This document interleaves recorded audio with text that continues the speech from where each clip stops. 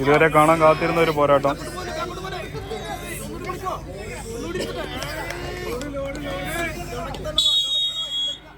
ആവേശങ്ങളുടെ കഥപറഞ്ഞ തീരങ്ങളിലേക്ക് നടന്നു കയറുന്ന 14 പടയാളി കൂട്ടങ്ങൾ.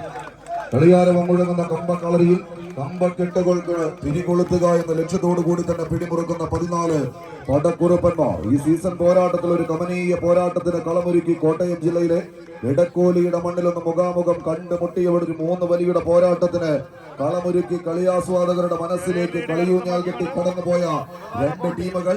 എന്നാൽ ഇന്ന് എണ്ണം പറഞ്ഞൊരു പോരാട്ടത്തിന്റെ നടുത്തളത്തിലേക്ക് നടന്നു കയറി കടന്നു വന്ന പടയാളി കൂട്ടങ്ങളായി തന്നെ 14 പട പോരാളികൾ.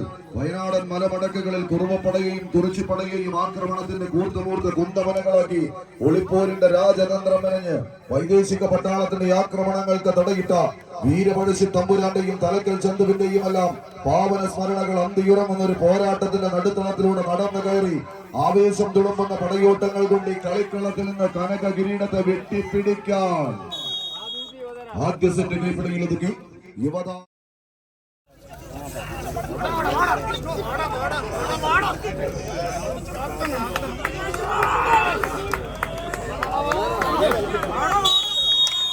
ആദ്യ സെറ്റ് പോരാട്ടത്തിന് ദനിയാവർത്തനം എഴുതി തീർക്കുവാനായി യുവതാര പൗണ്ട് വരന്തരപ്പിൽ ആവേശങ്ങളുടെ നിലപറയുന്ന തീരങ്ങളിലേക്ക് ഓപ്പൺ ലോഡിൽ തന്നെ മത്സരത്തിലേക്ക് സജീവമായി കൊണ്ടുതന്നെ വരന്തരപ്പള്ളിയുടെ കളിക്കൂട്ടുകൾ ഒരു പുറത്ത് തങ്ങളുടെ പോരാട്ടത്തിന്റെ വിജയ സിംഹാസനത്തിലേക്ക് കനക കിരീടവും ക്യാഷ് അവാർഡിന്റെയും ലക്ഷ്യം വെച്ചുകൊണ്ടുള്ള പടയോട്ടത്തിന്റെ അവസാന പദ്ധതിയിൽ മത്സരം വിജയിച്ച യുവതാര